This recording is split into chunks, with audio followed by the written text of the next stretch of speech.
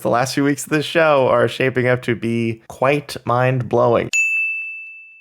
What's going on, guys? Welcome back. We're doing another one. I'm still doing these. I'm still watching the show. WandaVision episode 7. We are here to review it, react, tell you what I thought. Let's dive in. This was a good episode. Maybe like slightly less crazy and insane than episode 6, which really just absolutely broke the internet. This one felt like slightly more filler, but maybe more so just in the sense that they had some other stuff to get out of the way. Spoilers, obviously, before we talk about this big next thing, but huge reveal. Agnes is the big villain. She has been manipulating everything that we've seen so far in the show. Pretty cool reveal the way they did it. She had her own theme song, which for a show that has done an incredible job on custom theme songs, this was no different. We also had a Modern Family version of WandaVision this week, which was pretty cool. And they still kept the aspect ratios. Widescreen, 16:9 when they were in the new sword base, I guess, and it would switch back to full screen when they were back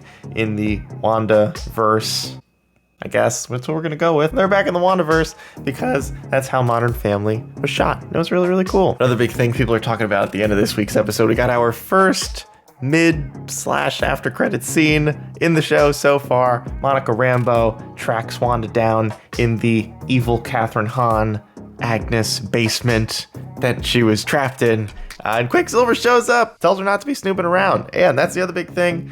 Agnes was also controlling Quicksilver, so we do not yet know how he got there and why it's a different version of Quicksilver and not the one that Wanda knew. More questions that the show, I'm sure, will answer in the weeks to follow. I think we've got a few more episodes left. The last few weeks of this show are shaping up to be quite mind-blowing as the show continues to both answer questions and provide an equal amount of questions going into the following week, which, look, it just keeps you watching. I know it's got me entertained and interested to see where it keeps going, so I'm going to keep tuning in. Vision didn't have a whole lot to do this week. We saw him mostly with Kat Dennings' character driving back into the city, and Wanda, possibly, or Agnes had set up a bunch of little roadblocks they need to get to. At a certain point, he was just like, what the hell am I doing? I'm a superhero, I can fly.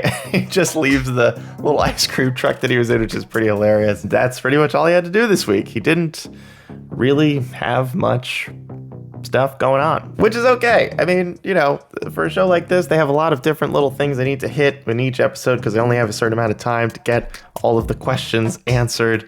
And so Vision not having that much to do in this week's episode, not a big deal, especially after he had such an incredible showing in episode 6. And that's kind of where we're left. We still got a lot of questions. We want to know, why is Agnes doing this? What's going to happen to Wanda now that she knows who's really been pulling the strings? Gotta love all the little hints of purple that they had in this episode, aside from Agnes wearing a purple sweater the entire time. Flowers outside of Wanda's house were purple. There's just a lot of little cool hints that there was something bigger going on this whole time. And my God, can we just, the commercials, the fake commercials that they've created in this show, chef's kiss. So good. That's really all I got this week. I really enjoyed the episode, as, you know, usual for the most part. It's a great show. I'm excited to see where it's headed next week. I'll be doing another one of these reviews then as well, so if you enjoy this, come on back, tune back in a week from now, and we'll do this all over again. Thanks again for watching. I'm out.